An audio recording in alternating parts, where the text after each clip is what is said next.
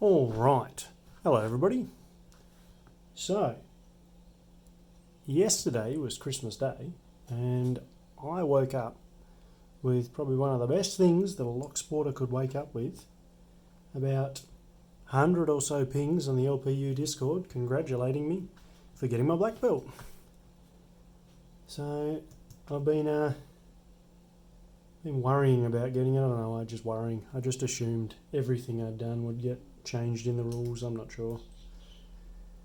Worried things would change, and but managed to get there, and it was great. Such a supportive community. Thank you, everybody. So now I'm a black belt. I guess now I'll just go for Dan's, and I'm definitely getting back into challenge locks again. Now I can start paying attention to make some really nasty stuff. Got a few ideas brewing. But today I'm doing a road to black belt, going through everything from the beginning all the way to the black belt. So to start with, my little Lockwood 11040. This one has a bit of a soft place in my heart. Good little lock, I like this one. This was the first lock I picked back in May. Took me a month or so of fumbling around inside there because it's got nice tolerances and it's got spools. So me knowing the idea of what the insides of locks are like from like Lockpicking Lawyer and those type of videos, bought myself a Sparrow set, and I got the Nightcrawler set to start with, I'm pretty sure, and that was terrible just because of the short uncomfortable handles. So then I got the Kickstart and fumbled around in this for nearly a month till one day got it open. And I think about that point I got into a false set, and then I was like, hold on a second, this is what the videos show me. Managed to pick my way through the false set, got it open, and I was hooked from there. I then went and I saw some stuff about speedlocks.org, and I was like, oh, this one doesn't actually... It either didn't have a record at the time or it had a record that I thought I'd be able to beat. So I got this one, and I remember going from 30-second open down to sub 20-second, and I was like, oh, that's nice. And then down to 15s, hit 15s a bunch, and then 10 seconds, and then I got to a sub 10. I got 8 seconds. I was like, that's it. I'm so happy. And this was all within a day of opening it. I was just hooked. I was like, okay, I'm just getting used to the binding order, getting used to what I could do. And then with the Tron, I could get like a little spot in the back where it hit the last pin and lifted the front as well, so I could kind of miss that, and I got it to 2.93 seconds. And that was the record. I had that for a fair bit until I ended up picking it again more recently and getting it to just over 1 second, just because, I don't know, I was messing around and there's more things, I can skip more pins. Just a little bit of fun, this lock. Probably not the best one to start with because I struggled a lot trying to figure out what spools actually felt like, but it was nice. I like this lock. So we started with that one. I then looked on Amazon and bought a pack with 410 LOTO, which I then made into a challenge lock and changed the 3D printed a lock body for it, so I've just got the lock body. I got that. I got a ABUS 7240, which, lovely lock, I do like that one. That's also a challenge lock. And the American 1100, just because, everybody was talking about it at the time. I thought I'd have to give it a go. I'll have a link to my challenge locks as well in the description. I've got a few of them, and a lot of my locks that I picked ended up becoming challenge locks because it's addicting. After that, I got my favourite lock now, the 334B. I'm always rattling on about this everywhere because it's just so nice to pick, weighty. It's got a really nice chink. So nice. If you haven't picked one of these before, highly recommend it. I know outside of Australia it can be a bit of a problem to get them, but it's just like, it's like you're picking through butter. It's so smooth, like the the lips on the spools are really rounded, so just easy to like overset, but so nice. Once you get the hang of these, they're very shallow spools, so but very nice locks, very nice. I was kind of fumbling around in that arena for a fair bit of time, and then I made the challenge lock to get to blue belt. And that was good. I did my gutting video on this one, actually. It was horrible. I then entered a competition for this, and obviously won it, because my luck has been pretty good. The Paclock 90A Pro. Thank you, Kraken. I also sent out one of these. And some stickers. So I'll put this one on here. Lovely looking lock, the old 90A Pros, but I just don't like the feel of them. They're crunchy, and I don't know, it's just not nice. After this, I don't know, it's not nice. And also, with these, you pop them, and you put it back in, and the key doesn't turn back. You have to actually physically turn back the key. Like, what? That's not fun. Put that there. Also, that got me into the 200k club. Thank you, Pick in Paradise, for sorting that out. I love these patches. Any patches, love them. They're so cool. So after that, I was looking at getting into the above blues, so I was looking at the purples. And at that stage, that's where things start getting expensive. So I wasn't very happy looking at some of the prices in the locks, but managed to find Smartkey, nice and cheap on Amazon. This one's a Gen 3. So this one actually took me quite a while because I had to make the shim for it. The shim was, it was just really annoying because you've got to get it around. The padlock body, it sits in further, and I went through quite a few different shims before I managed to get one that worked. So that was exciting. Popped this. I ended up doing a speed record on this one as well, but I think it's still the only one there, so that's all right. Ended up bricking it sometime after.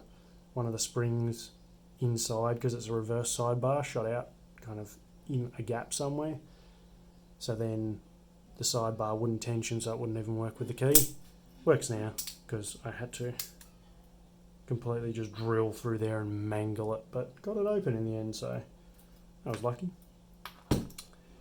Smartkeys are an interesting lock. I don't know, they're a bit mushy. The Gen 3 is actually less mushy, but then you've got to tension the sidebar, which is just a bit annoying because you can't tension them with your standard tension, like with a tension wrench. It doesn't work that way.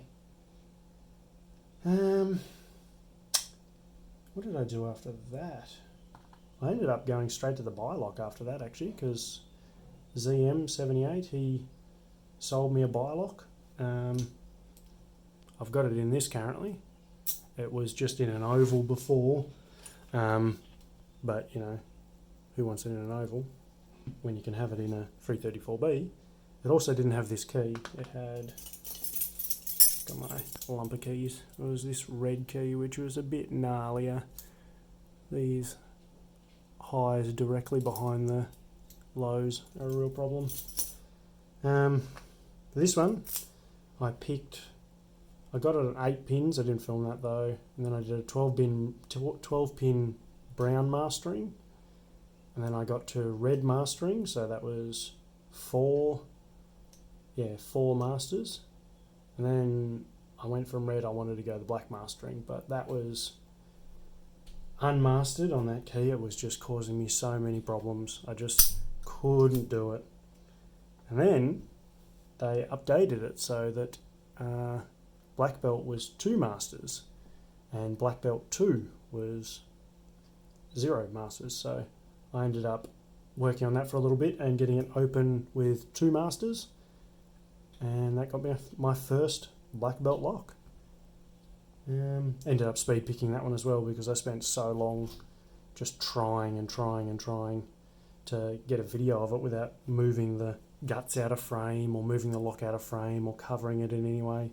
So I spent a whole morning just one after the other, just filming and getting more and more annoyed. But it made it quicker, so I was less talking and more just getting to the point picking, and ended up picking it open in 36 seconds, which was not bad. Then we'll go into the giveaways, because if anyone knows me, I've been ridiculously lucky with a lot of giveaways. I don't know what's been happening, but after this one, about a week later, I won the Twinstar. Lovely lock from Helix. This thing here ended up being my second black belt lock picked. So this one was more recently. I just picked it up because it was international shipping. I ended up winning this, and then it was like 2 months before I got it. It's just shipping, that's alright. But this one, this was at the start of my winning giveaways. So I won that. And then within that same week as these two, I won some Wendt and like some Wendt Lockmaster picks that came with Ratyoke handles, custom handles. So here the ebony with the silver inlay, gorgeous, gorgeous, gorgeous. All right, put that there. We can still see them. So where else did I? What other things did I win from there? It went to. It's difficult to remember because a lot of them are still on the way because they're stuck with international shipping at the moment. I won Dr. Hogmaster's giveaway. So that was the Sesquicent Scriber giveaway, picking a lock wrong. That one had a bunch of stuff in it, but that's still on the way, so I'm not actually 100% sure on what it has. Not long after that, I won John Locke's